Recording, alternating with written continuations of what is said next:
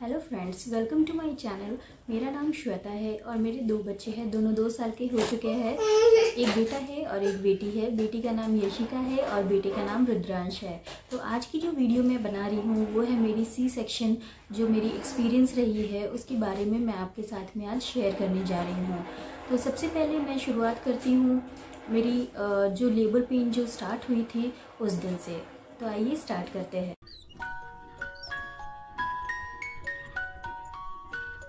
तो 17 अगस्त के मेरे मम्मी पापा यहाँ पे आए थे, मेरे डिलीवरी के लिए ही आए थे।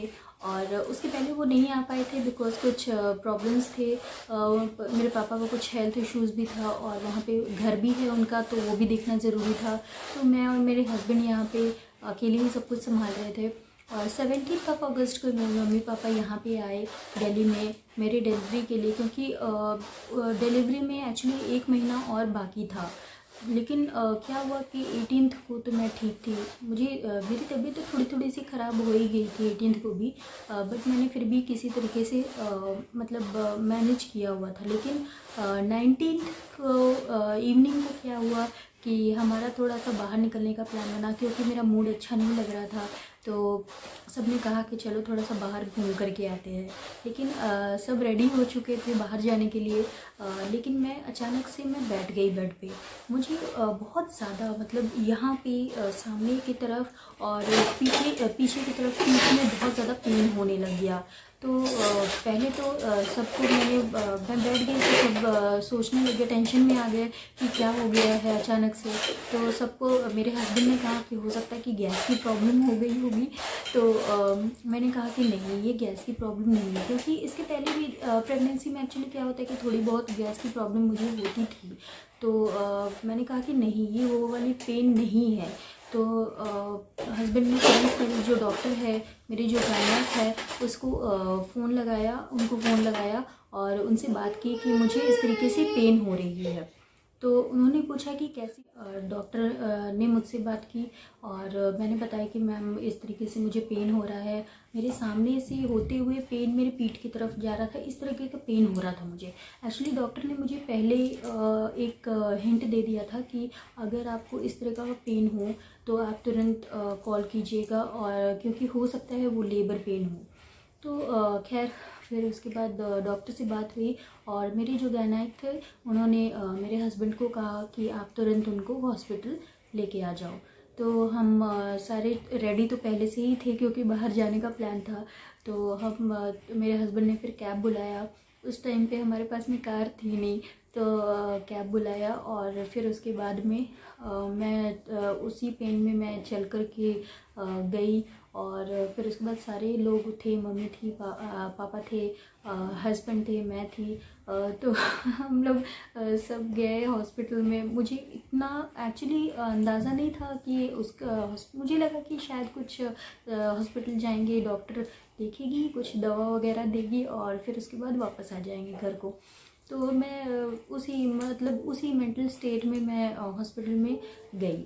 फिर वहाँ पे जाने के बाद में पहले तो एक रूम होता है, एक्चुअली मुझे नाम याद नहीं आता है उस रूम का। तो वहाँ पे क्या होता है कि जो बेबी की जो हार्ट बीट होती है उसको चेक किया जाता है। तो वो हार्ट बीट को चेक किया गया। फिर उसके बाद पता नहीं क्या हुआ, मेरे हस्बैंड डॉक्टर से बात कर रहे थे, मेरे पापा बात कर रहे थे और मैं बैठी हुई थी अपनी मम्मी के साथ में। तो हस्बैंड आकर के मुझे बोलते हैं कि डॉक्टर ने कहा है ऊपर रूम में शिफ्ट करना है। तो मैंने कहा कि क्या हुआ है, मुझे साफ साफ बताओ। तो उसने उस टाइम पे तो उन्होंने मुझे कुछ बताया नहीं, बट मुझे समझ में आ गया था कि ये लोग मुझे एडमिट करने के लिए लेके जा रहे हैं। तो उसके बाद में ऊपर में लेके जाया गया मुझे। और वहाँ पे एक्चुअली एक लेबर रूम होता है, तो वहाँ पे सबसे पहले मुझे रखा गया था। तो वहाँ पे सब कुछ मतलब जो भी मॉनिटर पहले किया जाता है, वो डॉक्टर्स वगैरह जो भी हार्ट बीट मॉनिटर करते हैं और जो भी अपना बीपी वगैरह मॉनिटर करके उसके बाद चेक करके अपना रिकॉर्ड बना के रखते हैं। तो लेबर रूम में मुझे शिफ्ट किया गया और हस्बैंड को भी वहाँ पे अलाउ था कि वो वहाँ पे मेरे साथ में रुक सकते थे। तो वहाँ पे फिर मेरी डॉक्टर आई। डॉक्टर आकर के मुझसे कहा कि क्या हो गया अचानक से। तो मैंने कहा कि मैम इस तरीके से मुझे दर्द होने लग गया था अचानक से। तो कहा कि चलो ठीक है कोई बात नहीं। और डॉक्टर की पहले ही सारी बातें हो चुकी थी, मुझे कुछ भी आइडिया नहीं था कि मेरे साथ में क्या होने वाला है, क्या होने जा रहा है। लेकिन मुझे खुद में तो समझ में आ रहा था कि अब टाइम आ गया है बेबी से मिलने का। तो उसके बाद में मैं वहाँ पे एडमिट हुई। मेरा ड्रेस चेंज किया गया, हॉस्पिटल का जो ड्रेस होता है वो मुझे पहनाया गया, और जो चैनल वगैरह होता है वो लगाया गया, क्योंकि जो उसके बाद से जो भी दवाइयाँ वगैरह जो भी पड़ेगी तो वो चैनल के थ्रू ही पड़ेगी। तो वो लगाया गया। फिर उसके बाद डॉक्टर आकर के जब मेरे से बात कर रही थी तो बात करते करते लास्ट में उन्होंने मुझश्से कहा कि Shweta be ready to be a mom tomorrow. उस टाइम पे मुझे समझ में आ गया कि मेरा टाइम आ चुका है बेबी से मिलने का। तो एक्चुअली मेरी जो डिलीवरी थी वो सी सेक्शन मेरी प्री प्लान्ड थी, क्योंकि ट्विन बेबीज़ थी मेरे। तो और जो मेरा डिलीवरी से जब मैं हॉस्पिटल गई थी उससे एक हफ़्ता पहले इनका जो पोजीशन था, जो हेड का जो पोजीशन था वो 69 के पोजीशन में था। मतलब एक बच्चा का सर नीचे की तरफ था, एक बच्चे का सर ऊपर की तरफ था। तो उस केस में तो ऐसे तो ट्विन डिलीवरीज जो होते हैं वो ज़्यादातर सी सेक्शन ही होते, तो नॉर्मल का तो कोई चांस नहीं था, तो वो प्री प्लान्ड ही था। लेकिन जिस टाइम पे मैं हॉस्पिटल गई थी, मतलब एक हफ्ते के बाद में मैं जब गई थी, तो उस टाइम पे दोनों का सर नीचे की तरफ आ चुका था। तो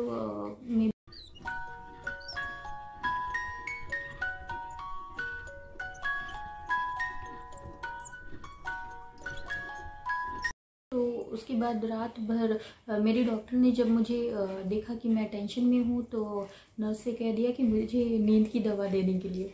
लेकिन नर्स ने नींद की दवा दी भी, लेकिन मुझे रात भर नींद नहीं आई थी। तो मैं रात भर वॉशरूम गई, रात भर यही जगी रही थी। मुझे एक्चुअली नींद आई नहीं, और बहुत मुश्किल से मुझे आई थिंक 3 से 4 घंटे नींद आई होगी इस तरीके से। तो मेरा जो ऑपरेशन होने वाला था वो सुबह का स्लॉट में होने वाला था, सुबह 8 बजे के स्लॉट में होने वाला था, क्योंकि डॉक्टर ने कह दिया था कि जो सुबह का फर्स्ट आवर होगा, फर्स्ट जो ऑपरेशन होगा वो आपका होगा। तो इसीलिए मुझे कहा गया था कि मुझे 12 बजे तक मुझे सारा खाना पानी जो भी खाना है पीना है वो 12 बजे तक खा लेना है, क्योंकि जो ऑपरेशन होता है तो उसमें 8 घंटे का गैप होना ज़रूरी होता है कि आप 8 घंटे तक कुछ भी खाना या पीना ना खाओ। तो मैंने 12 बजे तक खाना वाना खा लिया था। तो खाना तो हॉस्पिटल से मिला था, तो वही खा लिया था मैंने। और फिर उसके बाद लेकिन रात भर मुझे नींद नहीं आई। तो सुबह जैसे ही हुआ तो उस टाइम फिर सबसे पहले जो चीज़ हुई थी वो नर्स आकर के जो एब्डोमेन से नीचे वाला जो पोर्शन होता है पूरा शेव किया जाता है, उसको क्लीन किया जाता है। तो ऐसे तो क्लीन आप करके ही जाते हो, लेकिन वहाँ पे भी नर्स उसको अच्छी तरीके से क्लीन करती है, उसे शेव कर देती है। तो वो प्रोसेस हो गया।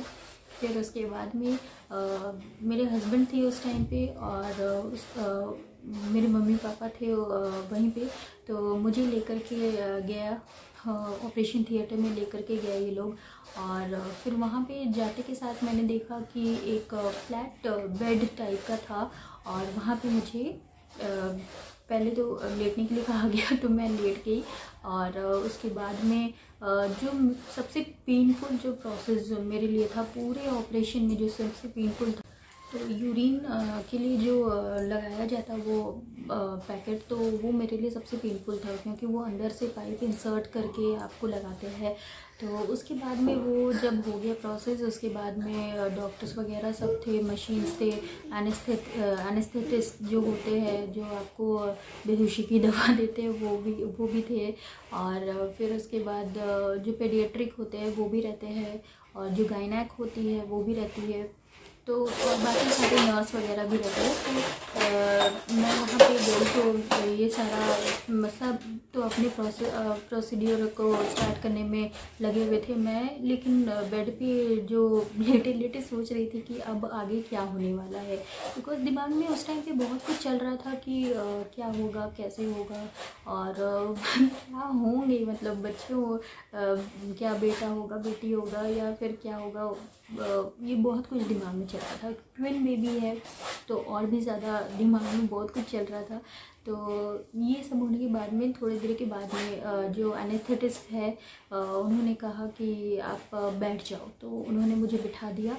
और फिर उसके बाद में सारे जो नर्स और डॉक्टर सारे जो जितने भी थे वो कहने लगे कि जो पीठ का जो पोर्शन होता है वो कहने लगे कि उसको आप पीछे की तरफ करो, मतलब ये जो स्पाइन होता है वो आप उनको क्लियरली दिखना चाहिए। तो उन्होंने कहा पीठ पीछे की तरफ करने के लिए तो क्या करते हैं कि हेड और जो नी होता है दोनों को एक साथ जॉइन करने के लिए कहते हैं कि आपका जो स्पाइन होता है वो बहुत ही क्लियरली दिखने लग जाए। तो क्योंकि वो जो इंजेक्शन देते हैं वो सीधे स्पाइन पे ही देते हैं। तो वो उन्होंने फिर उसके बाद में बहुत पुश करके उसके बाद में इंजेक्शन दिया। और इंजेक्शन देने के बाद में मेरा जो एब्डोमेन से लेके नीचे वाला जो पोर्शन था वो बहुत ही मुझे थोड़ा सा पहले तो मुझे गर्म लगा, और फिर उसके बाद वो पूरा सुन हो गया। तो मुझे कुछ समझ ही में नहीं आया कि मेरे नीचे का पोर्शन, मुझे कुछ भी समझ में नहीं आ रहा था।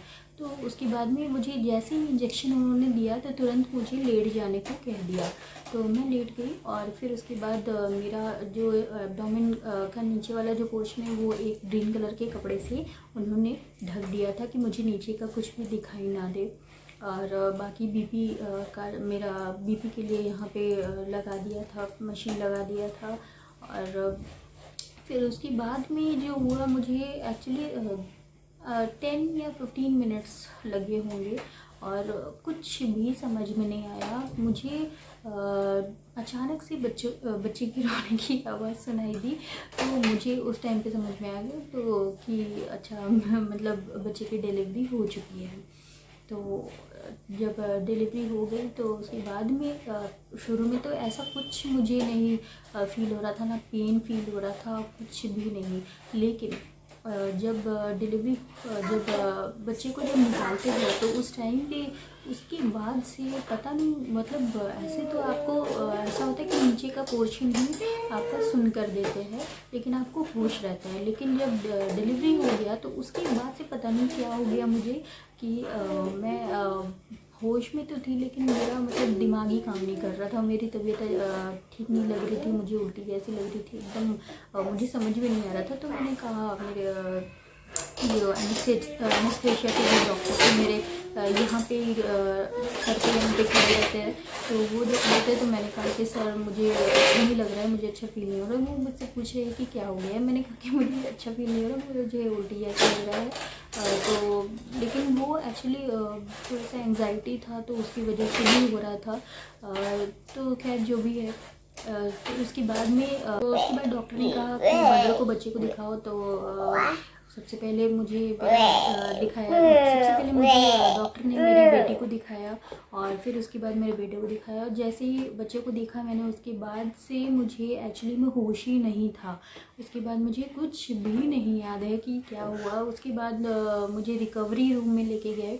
तो ऑपरेशन थिएटर के बाद एक दूसरे सीधे आपको रूम में नहीं लेके जाते, एक रिकवरी रूम में ले करके जाते हैं, जहाँ पे आपको ऑक्सीजन वगैरह लगाया जाता है और वहाँ पे थोड़ी देर के लिए रेस्ट के लिए रखा जाता है। तो रिकवरी रूम में मुझे एक्चुअली 1 से 1.5 घंटा आई थिंक मैं वहीं पे पड़ी थी, बेहोश पड़ी हुई थी। और फिर उसके बाद जब मेरी होश आई तो उसके बाद मेरी बेटी की आवाज़ आपको सुनाई दे रही होगी। तो जब मुझे होश आया तो उसके बाद में मुझे रूम में शिफ्ट किया गया। और तब मैंने अपने हस्बैंड से, मेरे हस्बैंड एक्चुअली वहीं पे थे जब मुझे शिफ्ट किया जा रहा था। तो उस टाइम तक मुझे कुछ भी समझ में कुछ भी पेन फील नहीं हो रहा था, कुछ भी ऐसा नहीं लग रहा था। और फिर उसके बाद जब रूम में शिफ्ट किया गया, फिर मेरी जो ट्विंस जो बच्चे हुए थे वो एक्चुअली NICU में उन्हें रखा गया था, क्योंकि वो उनका अर्ली डिलीवरी हुआ था, जिसको आप प्री टर्म बोलते हैं, उनका प्री टर्म डिलीवरी हुआ था। तो उनको NICU में रखा गया था उनका केयर के लिए। तो वहाँ पे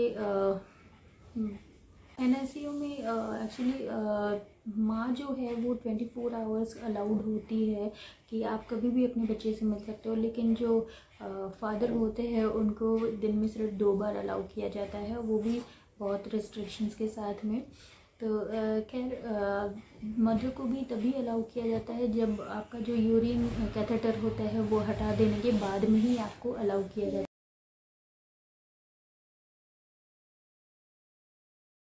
तो 3 डेज़ तक मुझे हॉस्पिटल में रहना पड़ा था, क्योंकि जो C-सेक्शन डिलीवरी होती है उसमें 3 डेज़ हॉस्पिटल में रखते हैं। आई थिंक नॉर्मल में भी अभी 3 डेज़ ही रखते हैं।